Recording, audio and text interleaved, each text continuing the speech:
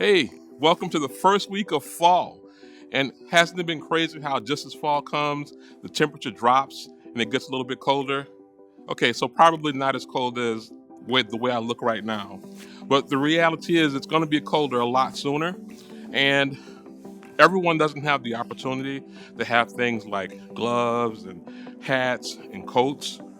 And what we want to do is partner with the Week of Warmth or Love Inc. in the Week of Warmth because we want to provide that opportunity for kids to have these things. Last week I talked with you and I told you we had 42 outfits paid for. And since then we've had 17 more people participate in the Week of Warmth with us, bringing us up to 59. But the reality is that 150 people are what we're targeting. And so we're less than halfway there. There are lots of ways that you can participate.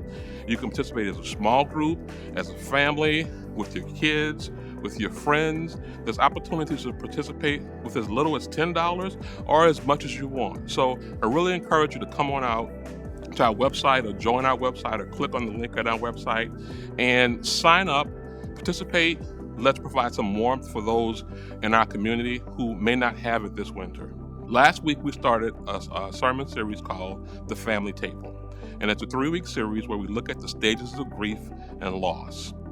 We spent some time talking about Elijah in the book of Kings and how he responded to loss directly with God. And what he did was he went to God with it. And so that's what we want everyone to do when we find ourselves in this stage of loss or grief, is to go to God in prayer with the things that are on our hearts and our minds and ask him to help us with those things. One of the things you might be wondering is, well, how do I do that? Or how do I trust God when I bring these things to him? And so that's what we're going to be covering this upcoming week, or Sunday, I should say specifically.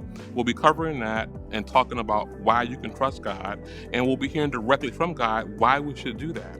So I'd really love to have you join us online or in person by registering or RSVPing. And we'd love to have you. So hopefully we see you then. As I've said, 2020 has been a really hard year, and one of the best ways to respond to that is through prayer. It's what Elijah did, and it's what the men here at Emmanuel will be doing this Saturday at 7 a.m. We'd love for you to come out and join them in that prayer. If you don't want to pray out loud, you don't have to. Just being present is more than enough. So come pray for our nation, pray for our community, pray for our neighbors, our friends, and pray for our families. Hopefully we'll see you there on Saturday morning. As always, make sure that you're connected with us on Facebook, Instagram, and the web. Have a great weekend.